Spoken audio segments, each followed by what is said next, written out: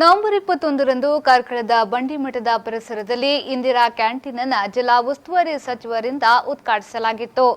ಹಿಂದಿನ ಮಾಜಿ ಮುಖ್ಯಮಂತ್ರಿ ಸಿದ್ದರಾಮಯ್ಯನವರು ಹಸಿವು ಮುಕ್ತ ರಾಜ್ಯ ಮಾಡುವ ಗುರಿಯಿಟ್ಟು ಸ್ಥಾಪಿಸಲ್ಪಟ್ಟ ಕಾರ್ಕಳದ ಇಂದಿರಾ ಕ್ಯಾಂಟೀನ್ ಒಂದು ವಾರದಲ್ಲಿ ಅತ್ಯಂತ ಯಶಸ್ವಿಯನ್ನ ಕಂಡಿದೆ.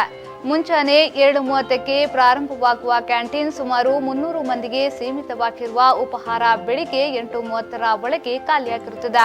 ಹಾಗೂ ಮಧ್ಯಾಹ್ನ ಹಾಗೂ ರಾತ್ರಿಯ 300 ಜನರಿಗೆ ಸೀಮಿತವಾಗಿರುವ ಊಟ 2 ಗಂಟೆಗಳಲ್ಲಿ ಖಾಲಿಯಾಗಿರುತ್ತದೆ. ಒಳ್ಳೆ ಶುಚಿ ಹಾಗೂ ರುಚಿಯಿಂದ ಕೂಡಿದ ಊಟ ಇಲ್ಲಿ ಬಡವರ ಹಾಗೂ ಕಾರ್ಮಿಕರ ಶಾಲಾ ವಿದ್ಯಾರ್ಥಿಗಳ ಮನ ಗೆಲ್ಲುವಲ್ಲಿ ಯಶಸ್ವಿಯಾಗಿದೆ.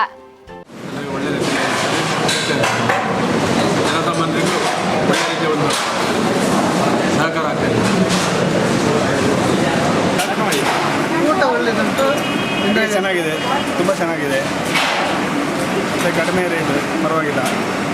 ಹಾಗೆ ಇದು ಒಳ್ಳೆಯ ಒಂದು ಯೋಜನೆ, ಇದು ಎಲ್ಲರೂ ತಲುಪಬೇಕು ಮತ್ತು ಪ್ರತಿ ತಾಲೂಕಲ್ಲಿ ಆಗಬೇಕು ಅಂತ ನಮ್ಮ ಆಸೆ ಅಷ್ಟೇ.